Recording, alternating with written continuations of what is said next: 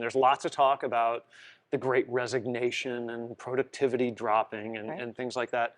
What's going on that you see in corporate America that might be driving that, and what effect do you think it has on companies and brands and customers? Well, it's a loaded question. There's a lot going on. I don't think there's a single cause. You can't just say like it's COVID or it's generational or it's recession driven.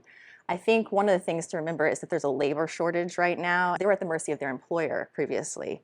Now the employee has a little bit more power because they can just jump, they can just leave. Yeah. And so if companies aren't taking the culture really, really seriously, taking their brand seriously and living into their values and being authentic about that, people are just going to walk and they don't have to work there anymore. And so what we're seeing is backlash. We're seeing people that demand flexibility. We're seeing people who want remote, hybrid, they want on-site, and they're making those demands. They want more comp because they know they can just jump. And then you also have some generational factors in play. Younger employees typically have a little less loyalty just because they're newer to the game, and they're seeing these dynamics and they're saying, hey, I'm worth more than this. I don't have to stand for them. And likewise, you're seeing some of the older generation retire faster because there are so many moving parts. And they're going, yeah, too much is changing. I don't like this change. And I already have my nest egg, so I'm out. So is corporate America, in your eyes, responding to this? I mean, it seems like the warning signs are on high. The alert levels are at red, right? I'm losing employees that I have because they can get better pay or better working conditions elsewhere. I can't easily hire to replace them because there's so much of a labor shortage. Those that are still with me are either quiet quitting or they're so disengaged that they're phoning it in. Their productivity levels are dropping, engagement levels are dropping. It seems almost like a full-scale work crisis. To what extent is corporate America paying attention to that? Yeah, that's a great question. What I'm seeing right now is a lot of the Fortune 100 companies, Fortune 1000 companies even, are throwing money at it, which isn't necessarily an answer. But they are hiring consultants, they are offering more benefits, they're paying more, even breaking their own comp structures to see where they can figure it out. So it looks a little bit less like they have a crisis, even though it's still on fire of the larger corporations. Where I really see it hurting people is that middle market, where they're too large to respond like an entrepreneur, but too big to throw money at it. And so they're trying to balance like, okay, how do I get the talent I need, but I can't pay them as much as, say, a Fortune 100 company could. So they're having to do things like, what kind of benefits can I offer that I wasn't offering before? What kind of perks can I give them to get them to stay? And really having to check in constantly, not just the employee engagement surveys, but like on a monthly basis. How are you feeling? What can I do to improve? How do I make this better? And that's exhausting when you think about it. Yeah. But it is the atmosphere we're in right now. So we have two choices. You can either throw money at it, right, or you can actually genuinely work to create working conditions that your employees would like. And more people are choosing to throw money. No, I couldn't do that. God forbid we actually make work for people. I know. Can't be nice. We can't be accommodating to people's lifestyles and their families. We'll just give them more money and hope it works. Well, that's based on the fallacy that's been proven over and over again over years, is that throwing money at people is the best way to make them happy in their jobs. And we know that that's not true. Right.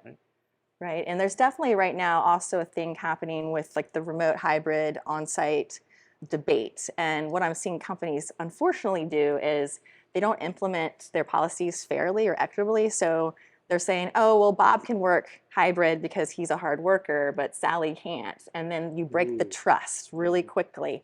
And a lot of these companies don't even have policies. So there's a lot of nuance to it that we don't think about. And then it has repercussions when we're thinking about culture, and then even brand when you're trying to recruit the talent that you need.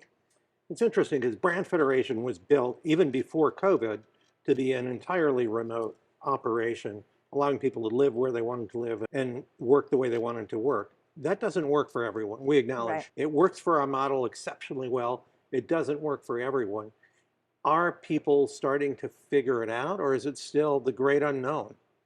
I think it's a little bit still unknown, because what's really interesting is what we can see from some of the survey data around employee engagement is that typically in history, the remote workers always had a more engaged experience that was before COVID when it was planned. And now Right. what we're seeing is a lot of the engagement drop, the decrease in engagement is actually with the remote employees. And it's not to say that they still aren't having a better experience than the on-site. It's just that the lack of companies knowing how to keep them engaged, keep communications going to them effectively, pull them in, and fairly implement their policies, procedures, and all of that, and even give them the equipment they need in some instances, is becoming a huge barrier. We've pivoted almost a little too quickly, and now people are getting burnt out by it. So there's some operational challenges that go along with the kind of crisis that we're having in the workforce Right. that managers need to respond to correctly, and too many of them aren't. Yes.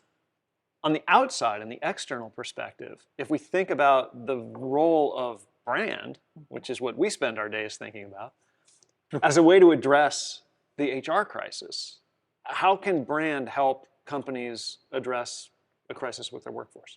I think brand is probably center and key to any recruitment efforts that companies have. At the end of the day, we're in a crisis labor shortage, and everyone wants recruitment support. Everyone needs help. And, offering more and more money isn't sustainable, nor does it make economic sense for companies. And so if you have a really strong brand, then your people begin to sell your company for you, and they become your recruiters. And that's what people need to think about when they're doing their value, mission, vision, value alignment. Are you living into these value statements? Are you actually walking the walk? And I think a lot of companies put a lot of money into this, and then it lives over here, and then they have how they're actually operating. And they really need to think through integrating those two worlds. They aren't siloed. We've seen data on this, that the best brands in category, the most attractive brands in category, do a better job recruiting the best and brightest, which isn't maybe surprising. More people would rather work at Apple if given a choice than work at Dell. Sorry, Michael, it's just not that great of a brand. But We can fix that. call us. But the thing is that being a great brand also depends on building a great culture. Those two things aren't coincidental. They go hand in hand. And from our perspective, because we believe brands are just as much built by your behavior as by your words, it's vital to make sure that you stand for something in the eyes of your employees, that you attract those employees who are attracted to those values. Right. And that you're really telling this story through a good workforce branding effort. And it can not just attract new people into the company because they like what you stand for, what they see outside in the advertising and the marketing and things like that, but it can keep people engaged and keep them in the company and more productive because they know they're working for something they care about. That's right. Yeah. Right. That being authentic goes a really long way.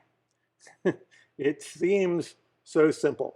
Like you want to actually stand for something, and then you want to demonstrate that that's truthful through your actions, your behaviors, your policies toward people.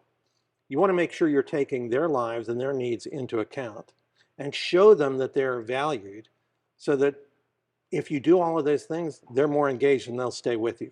Yeah. And you don't have to throw bundles of cash at them. Yeah. People would rather you as an employer be honest and say, like, look, I know I'm not Apple, I know I'm not cool, and this is some of the areas that I really need to improve, and then invite that person to help be a part of the solution, than to pretend that you are super cool, that you have all this money, that you're just living this certain way, and then behind the scenes, none of that's real. And that breaks down trust and just destroys the culture. And then so you have this brand misalignment with the culture, then the brand begins to suffer because no one wants to work there. Yeah, it's a really interesting opportunity that I think too few marketers and HR professionals take advantage of, which is working together to define and activate a really powerful brand. It should be a partnership between those functions rather than having them off in separate silos, never talking to each other. They never talk in most Never talk. corporations. Well, we need to talk more. We have gone from a time when the way that I got growth, the way that I made my company successful, was to be better at marketing than the other guys and therefore drawing more customers, to a time when the way that I make my company more successful is to be more appealing to employees and draw the right people. It doesn't take being Apple to do that. Right. A small, a mid-sized company, a B2B, any kind of company can make an authentic case to why you should want to work with them, and then actually allow you to do your best work. Yeah. So if you're an HR professional out there, go talk to your marketing folks and make sure that you have a clear understanding of the brand promise they're making and are delivering on that promise in your day-to-day operations with your employees and with your recruiting. Right. If you're a marketing person, go talk to your HR person. Go make sure that they are a partner in defining that brand and activating it so that you're working together rather than going on these parallel siloed paths.